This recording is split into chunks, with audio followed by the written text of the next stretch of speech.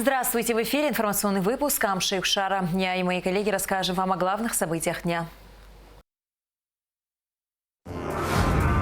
Официальному представительству Приднестровской Молдавской Республики в Республике Абхазия исполнилось 15 лет. Пенсионный фонд Абхазии погасит все долги по выплатам до конца января. О работе республиканского врачебно-физкультурного диспансера, его пациентах и бессменных сотрудниках.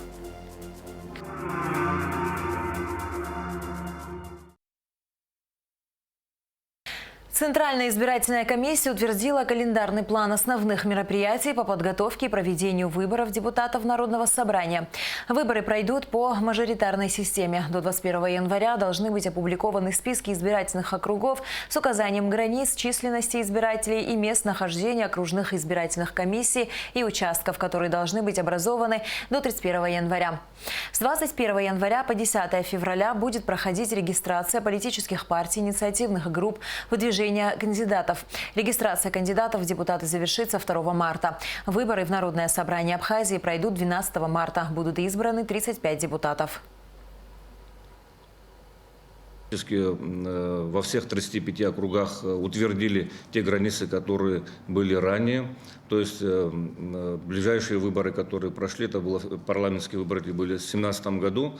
Единственное изменение коснулись Северного округа и Баслатского. Численность избирателей – самый главный критерий, по которым мы должны определять эти округа. Поэтому от улицы Звамба и Дачамба эти два участка мы объединили вместе с Баслатским округом и создали один общий округ под названием Восточный. Он номер 9 носит.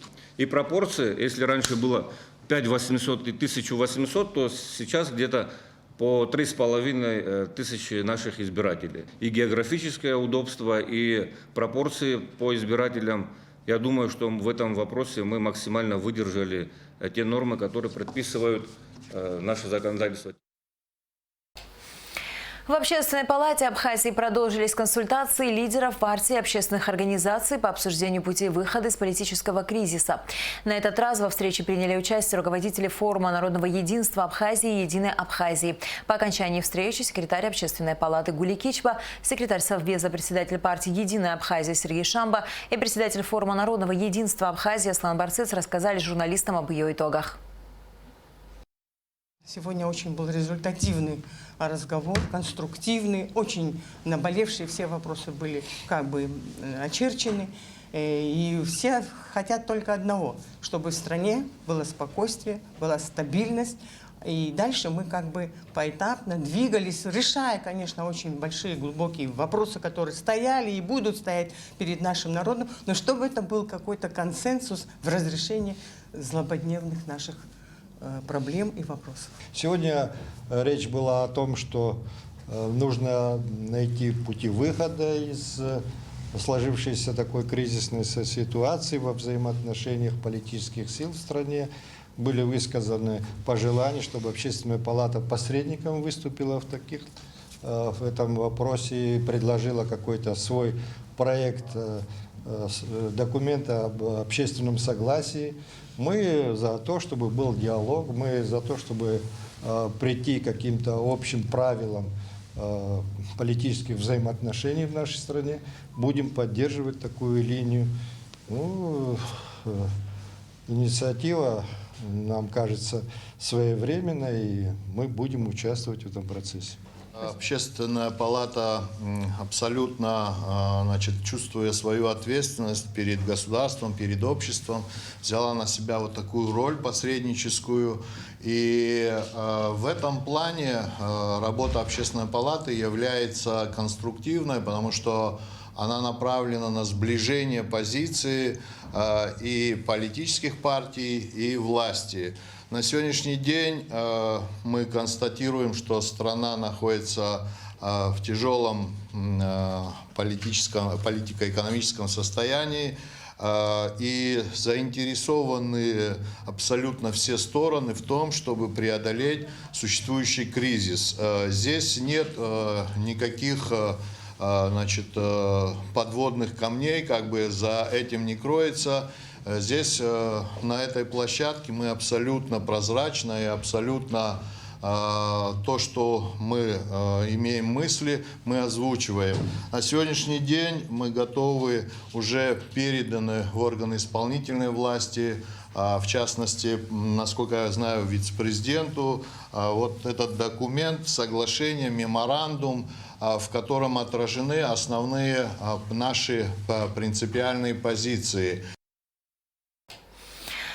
Официальному представительству Приднестровской Молдавской Республики в Республике Абхазия исполнилось 15 лет. Представительство было учреждено 18 января 2007 года указом первого президента ПМР Игоря Смирнова. Данное решение стало одним из наиболее значимых событий в истории развития сотрудничества между Приднестровьем и Абхазией. Взаимоотношения между республиками начали выстраиваться на ранних стадиях формирования государственности обеих стран. С первых дней грузинской агрессии в августе 1992-го добровольцы из Приднестровья с оружием в руках встали в ряды защитников Абхазии. 22 января 1993 года, в дни, когда шли боевые действия, был подписан договор о дружбе и сотрудничестве. Представительство содействует в установлении и развитии долговременных и всесторонних отношений между республиками, развитию взаимовыгодных торгово-экономических, научно-технических и гуманитарных связей. Его возглавляет Гарри Купалба. За прошедшие 15 лет при содействии нашего представительства подписаны более 30 межведомственных соглашений и договоров.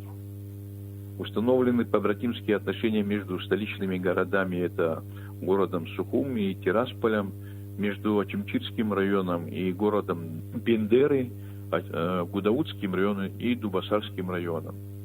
29 сентября 2017 года президенты двух братских республик подписали новый договор о дружбе, сотрудничестве и партнерстве. Обновленный договор создает новые благоприятные условия для политического диалога и сотрудничества между нашими странами. Вот, пользуясь сегодняшней возможностью, я бы хотел поздравить народ Абхазии с наступившим Новым годом, пожелать мира и удачи, благополучия и, конечно, в первую очередь согласия. Время очень сложное, в мире свирепствует эпидемия COVID-19, многие больные в Абхазии, много умерших. Хочу сказать, что люди берегли себя. Крепкого вам здоровья. Пенсионный фонд Абхазии погасит все долги по выплатам до конца января. Об этом в интервью нашей программе сообщил председатель фонда Денис Гулария. Бюджет организации за 2021 год выполнен на 96,6%. Переходящая задолженность на 2022 год составила 47 миллионов рублей. Бюджет пенсионного фонда выполнен на 96,6%. По оценке руководителя фонда Дениса Гулария, динамика поступлений страховых взносов в прошедшем году была неплохой. Однако с учетом возросших государственных расходов на социальное обеспечение населения, бюджет фонда не сумел выполнить обязательства в полном объеме. Так, при запланированном на 2021 год 1 миллиард 253 миллиона рублей общая сумма поступлений в пенсионный фонд составила 1 миллиард 200 миллионов. В общем, бюджет пенсионного фонда в 2021 году, я считаю, что по поступлениям только собственные средства достигли 1 миллиарда 40 миллионов рублей. И в принципе пенсионный фонд сумел наверстать за счет, естественно, поступлений наших граждан, отчислений работающих наших граждан. И отставание, в принципе, было значительно сокращено. И если сравнивать по выплатам, то в 2020 году было на социальную политику, на выплату всех видов пенсий было профинансировано 1 миллиард 8 миллионов. В прошлом году уже было профинансировано 1 миллиард 200 миллионов рублей. И отставание, которое переходящая задолженность на 2022 год, составила 47 миллионов рублей. В прошлом году ежемесячные потребности по выплатам существенно возросли. На 31 декабря 2021 года всего зарегистрировано 48 517 получателей национальной пенсии и пособий. В их числе получатели доплат. Пенсионеров, получающих ежемесячную доплату, зарегистрировано 10 228 человек. Доплаты у нас в категории, там были увеличены доплаты с октября месяца, туда не входят военные категории, там по возрасту, это которые получают у нас 3000 рублей, и некоторые другие виды социальных пенсий. Вот. И до этого, в принципе, в 2020 году по мере возможностей фонда, в 2020 году с начала года было увеличение доплат на 100%. И последнее увеличение было в октябре 2021 года. В том году нам удалось профинансировать все категории, связанные с Отечественной войной народа Абхазии. И еще мы сумели профинансировать Кварчельский район. Та задолженность, которая перешла на 2022 год, до конца этой недели мы уже профинансируем, и наши граждане до конца этой недели получат все эти деньги, и уже со следующей недели мы начнем финансирование за январь месяц военной категории наших получателей. Граждане, являющиеся получателями российской пенсии, получают 500 рублей абхазской. Все остальные получают доплаты в размере 3000 рублей. Средства, которые поступают в пенсионный фонд сегодня, грубо говоря, завтра уже распределяются по всем нашим получателям.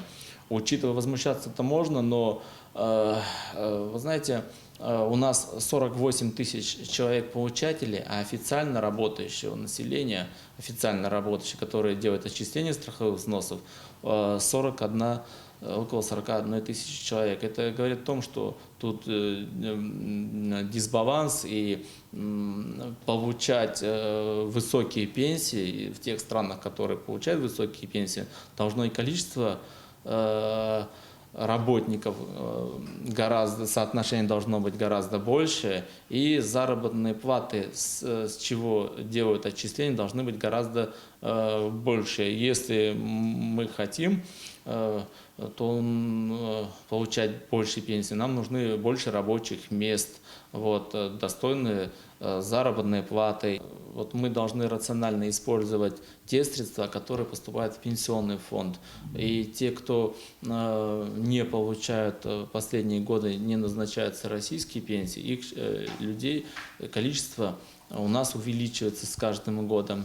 Если на 2016 год около 70-80 миллионов была потребность по доплате к пенсиям, на сегодняшний день за прошлый год было выплачено 200 миллионов рублей только на одну доплату. Это говорит о том, что количество получателей доплат у нас увеличивается. В эти дни ведется усиленная работа по погашению задолженности декабря 2021 года и сведению до минимума задержки по выплатам пенсий и пособий до конца января. Сария Кварцхеля, Константин Парулуа, Абхазское телевидение. Республиканский врачебно-физкультурный диспансер единственный в Абхазии. Несмотря на отсутствие капитального ремонта и устаревшее оборудование, специалисты медучреждения продолжают свою значимую работу, поднимая пациентов на ноги после серьезных травм и операций. О работе диспансера, его пациентах и бессменных сотрудниках наш следующий сюжет. Репортажа Эсмы Гуланзе. За годы работы в физдиспансере имя Гарри Сигалевича уже стало нарицательным. Тренер ЛФК высокого уровня, почетный мастер спорта Абхазии по баскетболу и просто человек с искрометным чувством юмора. В этом году Гарри Владимировичу исполняется 90 лет. Как минимум 50 из них он посвятил любимой работе. Бодрый и подтянутый Гарри Владимирович по-прежнему в строю. Тренирует, лечит, восстанавливает. А свои занятия не забывает приправить беседой и острой шуткой. Вы сами себя тоже в хорошей физической форме поддерживаете, да? Очень моложаво выглядите. Не сказала бы, что моложаво. Стараемся. Надо образцом быть. Если я тоже согнусь, они все тоже бросят меня сразу, все больные. Самый интересный пациент – это дважды чемпион мира терновых. Дважды я ему колено сделал, и он практически с больным коленом выиграл дважды чемпионат мира. Есть были работы со стрелянной рукой, восстановили динамику, с ожогами были работы. Вообще, не хвастаюсь, но довольно удачно работаю. Работает все учреждения. То, что можем, мы практически неплохо делаем. Гарри Владимирович поименно помнит каждого своего подопечного, а их было тысячи. И проблемы диспансера он знает лучше всех, ведь работать здесь он начал еще в 60-е годы прошлого века. Мы еще и боролись за это учреждение. Мы все судились, это все по частям доставалось. Здесь было живое помещения, по стенке я сам устанавливал. Все, что здесь сделано, оборудование, это практически я все сам. В годы войны я каждый день приходил, я сохранил полностью инвентарь, все, даже чистое белье. Ну, потому мы так и держимся более-менее. Лечебная физкультура – это реабилитация, то есть восстановление утраченных функций. Чаще всего она требуется людям после травм, перенесенных заболеваний и операций. Несмотря на множество проблем, тренеры продолжают свою нелегкую работу, поднимая пациентов на ноги. Проблем очень много. Во-первых, условия, видите, зал маленький, не без ремонта, не отапливается. Очень плохо идут нам врачи на работу. Не хотят у нас работать врачи. К сожалению, все мы в возрасте здесь работаем. Хорошо, что как-то еще справляемся. Оклад низкий. Работа, видите, такая, кропотливая работа. За годы работы диспансера здесь практически ничего не поменялось. За исключением капитального ремонта крыши и мелких косметических работ, почти все оборудование осталось советским. У нас физиотерапия, оснащение, по-моему, уже 50- и 60-летней давности, которое, к сожалению, очень трудно поддается, как вам сказать, исправлению. Ну, остальное, что вам сказать, ремонт требуется. Хотелось бы аппаратуру какую-то новейшую, физиокабинет. Вы видели наш ЛФК.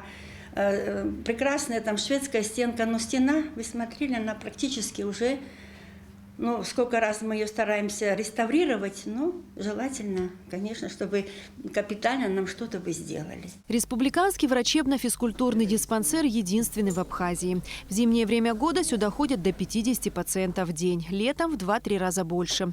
Помимо зала ЛФК здесь работает массажный кабинет, лаборатория, проводятся физиопроцедуры, иглорефлексотерапия, ведут прием специалисты разных направлений. После войны здесь очень многих мы ребят, инвалидов нашей войны, буквально поставили на ноги. Вот Сигалевич Гарри Владимирович, Толкачева Тамара Алексеевна, это старые наши методисты. Сейчас у нас очень толковый Староженко Николай. Вот эти наши методисты, прекрасные врачи у нас работают. Инвалиды войны, малоимущие. Эти все категории у нас абсолютно обслуживаются бесплатно. Прием врача 200 рублей. И то это так, есть, да, нет, нам главное, чтобы мы могли помочь, кто к нам сюда поступает. У нас такого нет вопроса, что если вы что-то не можете, это исключено. Исключено. Диспансер готов принимать и постковидных пациентов, нуждающихся в реабилитации. Тренеры здесь умеют проводить дыхательную гимнастику. Эсма Гуланзе, Михаил Братухин, Абхазское телевидение. В декабре губернатор Краснодарского края Вениамин Кондратьев направил в Абхазию гуманитарную помощь в виде 3000 тонн пшеничной муки.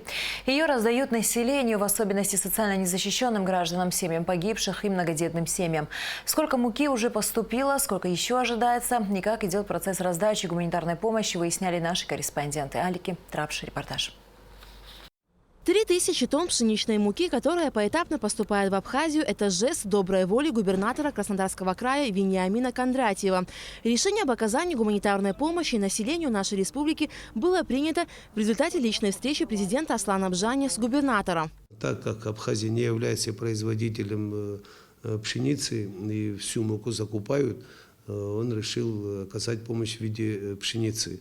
Но в силу того, что у нас нет переработки, мы бы потом уже по поручению президента Министерства сельского хозяйства заключило контракт с Тихорецким хлебобулочным комбинатом, которому было поручено руководством Краснодарского края. И они вместо пшеницы нам фактически в виде гуманитарной помощи поставляют уже вот третий месяц муку высшего сорта. Первое время шла мука первого сорта, качественная мука.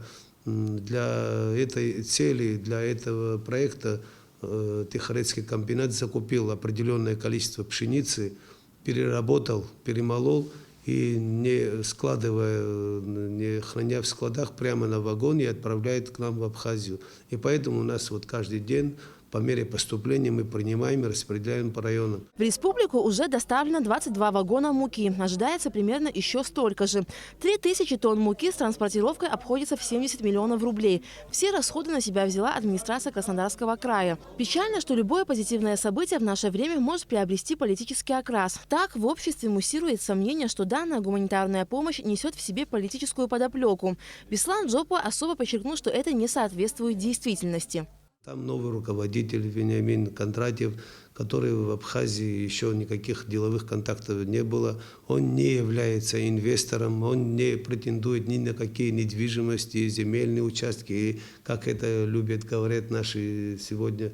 Но, тем не менее, хочу сказать, что это некрасиво перед нашими коллегами, когда они читают или видят, что какие-то разные слухи ходят о качестве, о низком качестве муки, или это когда сравнивают или приурочивают к каким выборам предстоящим или к политическим событиям. Абсолютно ничего этого не присутствует в данной акции, потому как мука распределяется всему населению. Надо просто вместо того, чтобы критиковать, поблагодарить наших коллег, людей, это все-таки, не понимая, что это руководство Краснодарского края, но тем не менее налогоплательщики, просто народ, люди, проживающие в Краснодарском крае, имеют отношение к этому, и все они одобряют. И это вот жест такой по взаимопомощи. Мы соседствующие вот с Республикой Абхазия, Республики Северный Кавказ и Краснодарский край должны в таком режиме работать, в режиме взаимопомощи, в режиме добрососедства.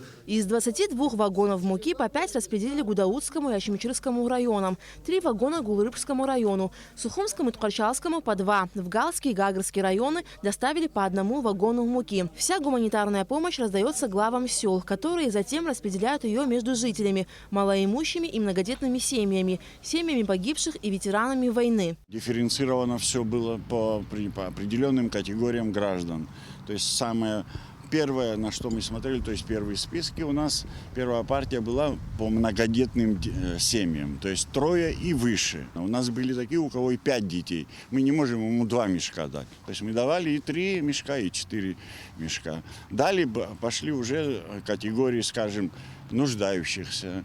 Потом появились категории, скажем, помимо многодетных и нуждающихся, те, кто действительно вот по нашему усмотрению, вот вроде бы и детей немного, да, и не так нуждается, но все-таки не помешало бы и ему мешок дать. У меня не осталось, потому что у меня очень большое село, многочисленное село, у меня 1280 дворов, вот.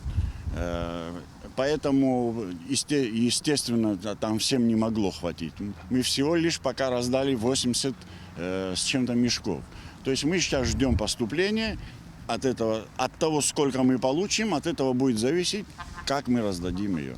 Если вдруг мы видим какие-то обиды или какие-то разговоры, которые, скажем, никакого отношения к гуманитарной помощи не имеют, мы объясняем, что никакой здесь политики нет, политической акции. Это просто гуманитарная помощь, просто поддержка населению в тяжелое время. Мы также по телефону связались с главой администрации села Ачандара Астамуром Царгуш. Первым долгом в селе дали категориям: инвалидам 1 группы, семьям погибшим, инвалидам 2-й, 3-й группы Отечественной войны народа Абхазии 92-93 года. Потом малоимущим, многодетным семьям. Настолько гуманитарную помощь нам дали, и хватило, значит, и на жителей села. Почти, можно сказать, 80-90% охватили все село. Люди с благодарностью приняли гуманитарную помощь, отзываются хорошо. Село приняло от души, как гуманитарная помощь приняло село, а не как политическая, там политический ход в преддверии выборов. Никаких разговоров на эту тему в селе у меня нет и не должно быть. Стоит отметить, что в некоторых селах гуманитарную помощь раздали всем жителям. Как нам пояснили, это зависит от количества переданной пшеничной муки. В городах гуманитарную помощь распределяют через домоуправление. В ближайшее время ожидается новая поставка гуманитарной помощи из Краснодарского края. Алика Трапшира, Мукамке, Абхазское телевидение. В Абхазском драматическом театре приступили к обсуждению постановки премьерного спектакля «Ачатшлас. Быстрый олень» на основе киносценария Даура Зантария, написанного в 1985 году. Спектакль рассказывает про первую в истории попытку создания Абхазского национального драматического театра, к сожалению, завершившуюся трагически. Художник-постановщик Батал Джопуа. Пьесу перевел на абхазский язык писатель Даур Аначкеби, режиссер Гуркови. 18 января отмечает юбилей архимандрит Дорофей Дбар. Доктор богословия, председатель Совета священной митрополии Абхазии. Автор 2 научных монографий, 6 книг, более 30 научных статей, более 150 публицистических статей, а также переводов богослужебных и других текстов с древнегреческого, новогреческого и славянского языков на абхазский и русский языки. Коллектив и руководство ГТРК поздравляют архимандрита Дорофея с днем рождения. Желаем крепкого здоровья и успехов в служении и благим делам. Интервью с архимандритом Дорофеем смотрите на нашем канале в ближайшие дни. 18 января православные отмечают крещенский сочельник и готовятся к встрече одного из главных христианских праздников – Крещения Господня. В этот день совершается первое в году освящение воды, после чего она становится целебной и чудодейственной. Освященная вода не портится и может оставаться кристально чистой годами. Верующие готовятся к празднику духовно и физически, соблюдают строгий однодневный пост до первой звезды. В храмах проводится большая служба. В этот день церковь рекомендует прислушиваться к себе и проводить время в молитвах, чтобы встретить праздник с чистыми помыслами. С 18 января в направлении Каманского монастыря запрещено движение автотранспорта, не оборудованного зимними шинами, шипованной резиной, либо наложенными цепями, сообщает пресс-служба МВД. Это связано с образованием наледи на данном участке и сложными метеорологическими условиями, что затрудняет безопасное передвижение автотранспортных средств. Ограничение будет действовать до специального распоряжения. И в завершении выпуска о погоде. По сообщению Гидрометцентра, в среду 19 января в Абхазии ожидается облачная погода, с ночи снег, временами переходящий в интенсивный снег. Видимость ограниченная, на дорогах гололедица, на проводах с налипанием снега. Температура воздуха ночью 5-0, днем минус 1-4. Температура морской воды 10 градусов. На этом наш выпуск завершен. До скорых встреч в эфире.